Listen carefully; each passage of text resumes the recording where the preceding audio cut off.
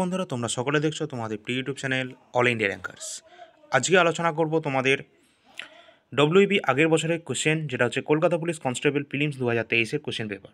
তোমরা যদি এর আগে আমাদের বানানো ডব্লিউবি লেডি কনস্টেবল 2024-এর যে প্রিলিমসের question paper, W B lady constable মেন্সের যে কোশ্চেন পেপার 2024-এ যেটা হয়েছে, আর কলকাতা পুলিশ এসআই প্রিলিমস 2024, এই সমস্ত কোশ্চেনগুলো আমরা আলোচনা করে দিয়েছি এর আগেই। আজকে আমরা আলোচনা করব কলকাতা পুলিশ কনস্টেবল প্রিলিমস 2023-এর কোশ্চেন পেপার নিয়ে। তো তোমরা যদি আমাদের ইউটিউব চ্যানেল এখনও পর্যন্ত সাবস্ক্রাইব না করে থাকো, অবশ্যই সাবস্ক্রাইব করে নেবে অল ইন্ডিয়া র্যাঙ্কার্স এআইআর। আর আমাদের টেলিগ্রাম চ্যানেল রয়েছে অল ইন্ডিয়া র্যাঙ্কার্স এআইআর, যেটা আমাদের ডিসক্রিপশনে লিঙ্কটা দেওয়া রয়েছে, এবং আমাদের ফেসবুক পেজ, যেটা লিঙ্কটা ডিসক্রিপশনে দেওয়া রয়েছে, তোমরা সেখানে জয়েন হয়ে যাবে। তো চলো আজকের ক্লাসটা আমরা শুরু করি। আজকে রয়েছে কলকাতা পুলিশ কনস্টেবল প্রিলিমস 2023-এর যে কোশ্চেন পেপার, সেখান থেকে আজকে আলোচনা করব। ফার্স্ট কোশ্চেন, ঝুলন্ত উপত্যকা। ঝুলন্ত উপত্যকা, হ্যাঙ্গিং ভ্যালি, যে নিম্নলিখিত কিসের দ্বারা সৃষ্টি একটি ভূমিরূপের উদাহরণ? এটা এক কথায় রেখেছি, এটা আমরা ওয়ান লাইনার ফরম্যাটে, কোনো রকম অপশান রাখিনি যাতে তোমাদের পড়তে সুবিধা হয়। হিমবাহ, হিমবাহের এটা দ্বারা সৃষ্ট একটি ভূমিরূপ, যেটা হচ্ছে ঝুলন্ত উপত্যকা। পরবর্তী কোশ্চেন আছে, নিচের কোনটিতে তড়িৎ অবিশ্লেষ্য পদার্থ নয়? অর্থাৎ নাবাচক শব্দ তোমরা জানো, ডব্লিউবি খুব জিজ্ঞাসা করে। সুতরাং এখানে কোশ্চেন রয়েছে কোনটি তড়িৎ অবিশ্লেষ্য অর্থাৎ নন ইলেকট্রোলাইট। তো লবণের যে দ্রবণ, সলিউশন অফ সল্ট, যেটা আমাদের অ্যান্সার হবে। এছাড়া অন্যান্য যে অপশানগুলো ছিল সেটা হচ্ছে গ্লিসারিন, চিনি দ্রবণ এবং পেট্রোল। ওকে। পরবর্তী, পিটের ভারত শাসন আইন, পিটস ইন্ডিয়া অ্যাক্ট, কত সালে পাস হয়েছিল? তোমরা সকলে জানো পিটের যে ভারত শাসন আইন সেটা পাস হয়েছিল 1784 সালে। পিটের ভারত শাসন আইন পাস হয়েছিল 1784 সালে।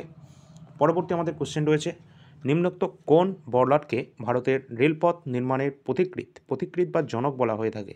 তোমরা সকলে জানো ভারতের রেলপথের যে সূচনা করেছিলেন তিনি হচ্ছেন লর্ড ডালহৌসি। লর্ড ডালহৌসি ভারতের রেলপথ নির্মাণের পথিকৃৎ বা জনক বলা হয়ে থাকে।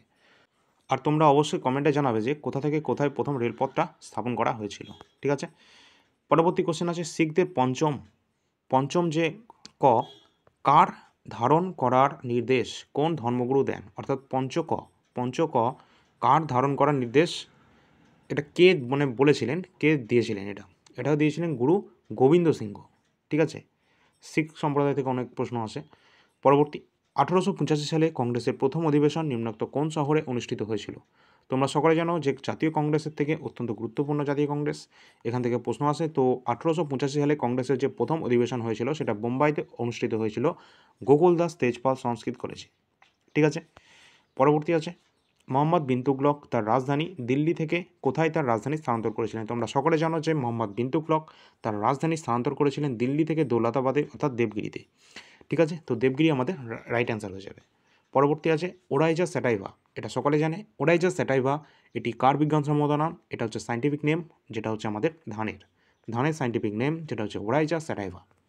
পরবর্তী আছে ন্যাশনাল স্টক এক্সচেঞ্জ, সকলে জানবে এনএসসি আর বিএসসি। ন্যাশনাল স্টক এক্সচেঞ্জ এবং বোম্বে স্টক এক্সচেঞ্জ দুটোই আমাদের মুম্বাইতে অবস্থান করছে। হেডকোয়ার্টার কোথায়? মুম্বাই। পরবর্তী নেক্সট কোশ্চেন আছে, কেন্দ্রীয় সরকারকে আইন বিষয়ক যে পরামর্শ দেবার জন্য ভারতের সংবিধানে কোন পদটি তৈরি করা রয়েছে?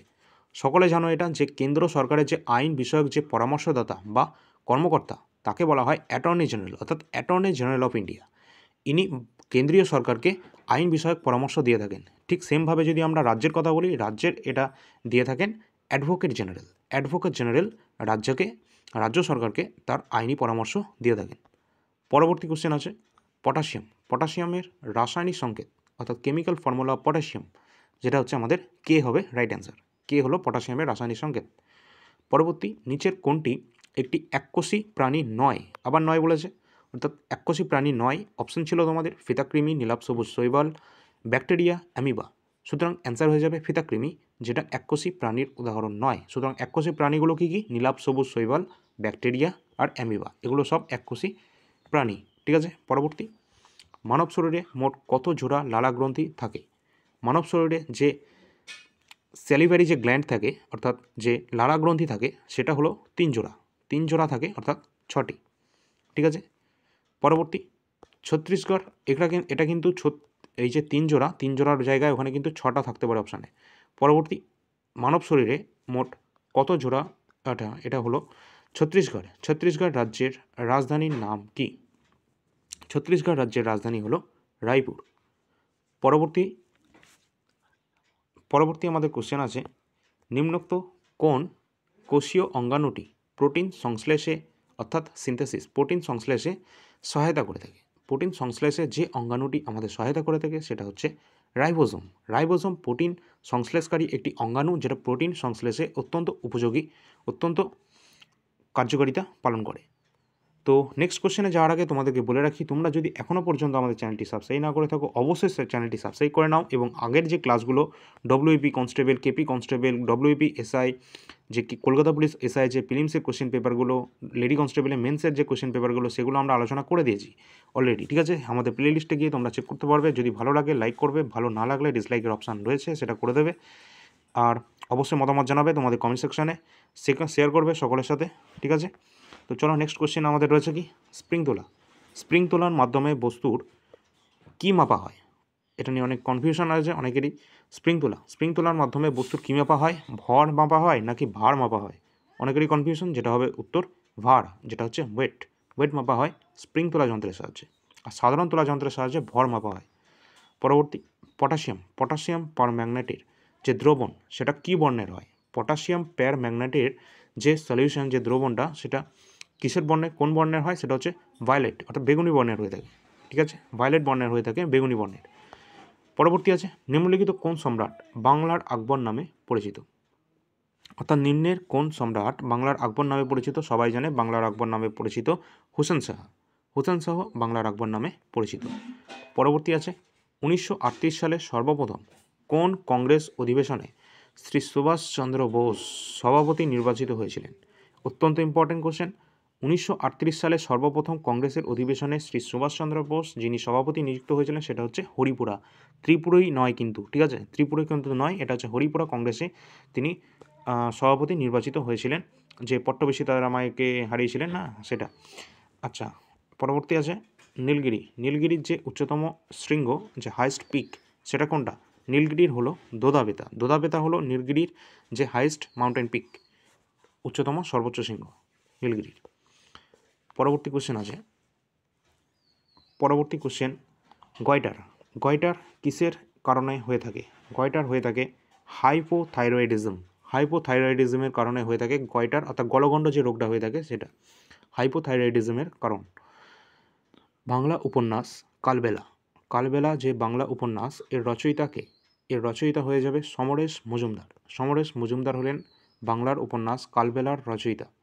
পরবর্তী কোশ্চেন, ভারতীয় সংবিধানের কোন সংশোধনীর মাধ্যমে প্রস্তাবনা অর্থাৎ প্রিয়াম্বেল অর্থাৎ প্রস্তাবনা সমাজতান্ত্রিক, ধর্মনিরপেক্ষ এই শব্দ দুটিকে যুক্ত করা হয়েছিল? তোমরা সকলে জানো 42তম সংবিধান সংশোধনের মাধ্যমে, যেটা কত সালে হয়েছিল? সেটা হচ্ছে তোমাদের 1976-এ 42তম অ্যামেন্ডমেন্ট অ্যাক্টের মাধ্যমে, সংবিধান সংশোধনের মাধ্যমে তোমাদের সমাজতান্ত্রিক এবং ধর্মনিরপেক্ষ শব্দ দুটি যুক্ত করা হয়েছে প্রস্তাবনা অর্থাৎ প্রিয়াম্বেলে। আর প্রস্তাবনা কিন্তু একবারই মাত্র সংশোধন করা হয়েছে এখনও পর্যন্ত, টিল নাও। ঠিক আছে, তো এই হলো। নেক্সট কোশ্চেন আছে, ইম্পেরিয়াল ব্যাঙ্ক অফ ইন্ডিয়ার বর্তমান নাম কি? সকলে জানো হয়তো স্টেট ব্যাঙ্ক অফ ইন্ডিয়া, যেটা এসবিআই, এই এসবিআইরই আগের নাম ছিল আমাদের ইম্পেরিয়াল ব্যাঙ্ক অফ ইন্ডিয়া, যার বর্তমান নাম স্টেট ব্যাঙ্ক অফ ইন্ডিয়া। পরবর্তী, সংহিতা, আরণ্যক, মহাভারত, উপনিষদের মধ্যে কোনটি বেদের অংশ নয়? তোমরা সকলে জানো নয় বলেছে, অর্থাৎ নাবাচক। বেদের যে 4টে অংশ সেটা হলো সংহিতা, ব্রাহ্মণ, আরণ্যক এবং উপনিষদ। সুতরাং মহাভারত যেটা আমাদের বেদের কোনো অংশ নয়। পরবর্তী কোশ্চেন ছিল, কত সালে মহাত্মা গান্ধী ডান্ডি অভিযান শুরু করেছিলেন? মহাত্মা গান্ধী ডান্ডি অভিযান শুরু করেছিলেন 1930, অর্থাৎ 1930 সালে তিনি ডান্ডি অভিযান শুরু করেছিলেন, যেটা গুজরাটের সবরমতী আশ্রম থেকে। তো মহাত্মা গান্ধী ডান্ডি অভিযান শুরু করেছিলেন 1930। পরবর্তী, 2022 সালে কাতারে অনুষ্ঠিত যে ফিফা বিশ্বকাপ 2022, এখানে কোন দেশ জয়ী হয়েছিল? সকলে জানবে যে ফিফা ওয়ার্ল্ড কাপ 2022-এ জয়ী হয়েছিল আর্জেন্টিনার টিম, যেখানে মেসি খুব দুর্দান্ত পারফরমেন্স দিয়েছিল তার। ঠিক আছে, পরবর্তী, চিত্তরঞ্জন লোকোমোটিভ ওয়ার্কস, অর্থাৎ চিত্তরঞ্জন লোকোমোটিভ যে কারখানা, যেটা পশ্চিমবঙ্গের কোন জেলায় অবস্থান করছে? এটা পশ্চিমবঙ্গের পশ্চিম বর্ধমান জেলায় অবস্থান করছে চিত্তরঞ্জন লোকোমোটিভ ওয়ার্কস। পরবর্তী কোশ্চেন, ক্যাডি। ক্যাডি শব্দটি কোন খেলার সাথে সম্পর্কিত? সকলে জানো ক্যাডি যে নিবলিক, ঠিক আছে, ক্যাডি নিবলিক এগুলো সবই হচ্ছে গল্ফের সাথে সম্পর্কিত। গল্ফ খেলার একটা টার্ম যেটা হচ্ছে ক্যাডি, ঠিক আছে।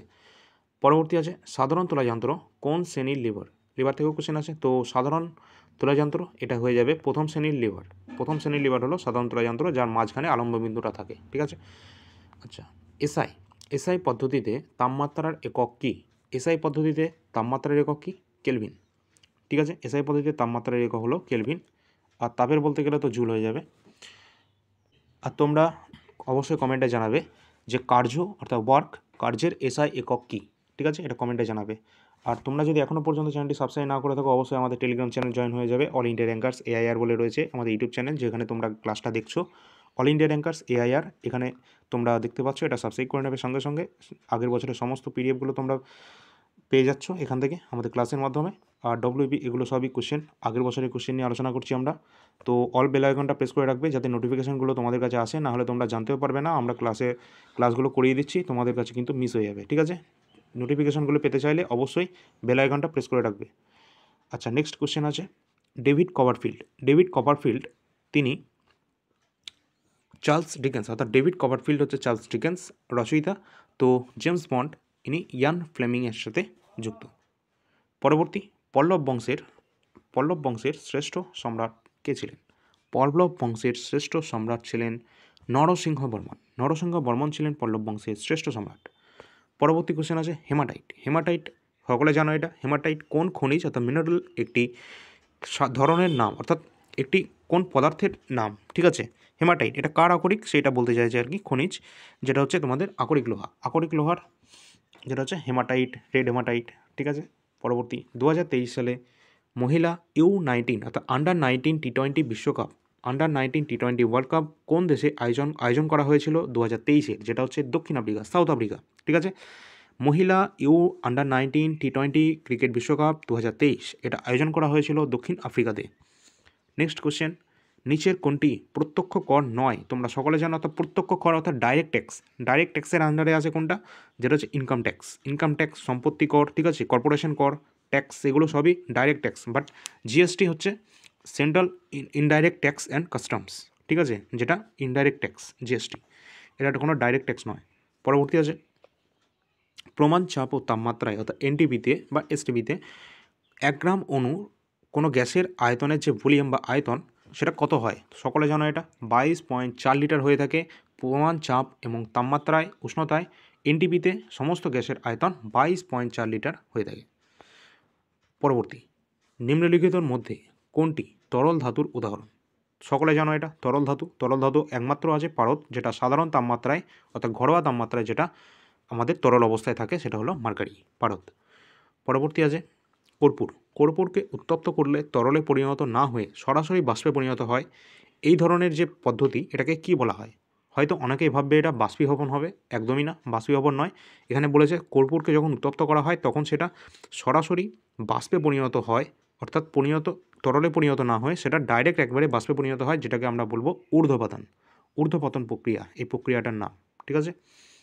পরবর্তী, যে বল দ্বারা পৃথিবী কোনো বস্তুকে নিজের কেন্দ্রের দিকে আকর্ষণ করে ওই বস্তুর কী বলা হয়? অর্থাৎ যে বলের দ্বারা, অর্থাৎ যে কেন্দ্রাধিক বল, যে সেন্ট্রিফিউগাল ফোর্স, সেন্ট্রিপিটাল ফোর্স, যে ফোর্সগুলোর দ্বারা পৃথিবী যখন কোনো বস্তুকে নিজের কেন্দ্রের দিকে আকর্ষণ করে তাকে ওই বস্তুর কী বলা হয়? যেটা হচ্ছে ভার বলা হয়, ওয়েট, নট ভর, যেটা হবে ভার।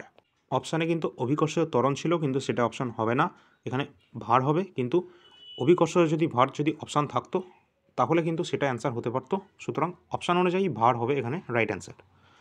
তো আমাদের ইউটিউব চ্যানেল ছিল অল ইন্ডিয়া র্যাঙ্কার্স এআইআর, এখনই তোমরা সাবস্ক্রাইব করে নাও। সমস্ত ক্লাসগুলো তোমরা পেয়ে যাবে, ডব্লিউপি সম্পর্কিত এবং স্টেট গভর্নমেন্টের এবং সেন্ট্রাল গভর্নমেন্টের সমস্ত নোটিফিকেশন সব কিছু তোমরা পেয়ে যাবে আমাদের Telegram channel all India rankers AIR, যেগুলো সব ডিসক্রিপশানে লিঙ্কগুলো দেওয়া রয়েছে। এই ডব্লিউপির আগের বছরের কোশ্চেনগুলো আমরা খুব তাড়াতাড়ি এটা শেষ করে দেবো, ঠিক আছে।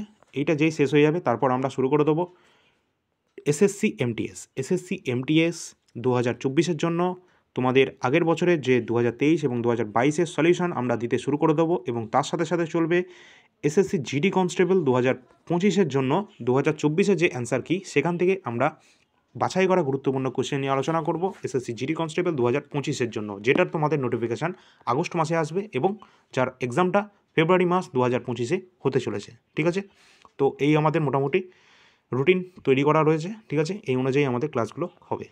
ঠিক আছে, তোমাদের যদি এই রিলেটেড কোনো কোশ্চেন থাকে, কোনো কোয়ারি থাকে, কোনো ধরনের প্রশ্ন থাকে, অবশ্যই কমেন্ট সেকশন আছে, তার জন্য কমেন্ট করবে। আমাদের টিম 24 ঘন্টার মধ্যে তোমাদের অ্যান্সার দিয়ে দেবে। ঠিক আছে, এর পরবর্তী ক্লাস আমাদের হতে চলেছে কলকাতা পুলিশ কনস্টেবল মেন্স 2023-এর যে কোশ্চেন পেপার সেগুলো নিয়ে আমরা আলোচনা করব। এটা হচ্ছে কলকাতা পুলিশ কনস্টেবল মেন্স 2023-এর কোশ্চেন। ঠিক আছে, সেগুলো নিয়ে আলোচনা করব আমরা নেক্সট ক্লাসে।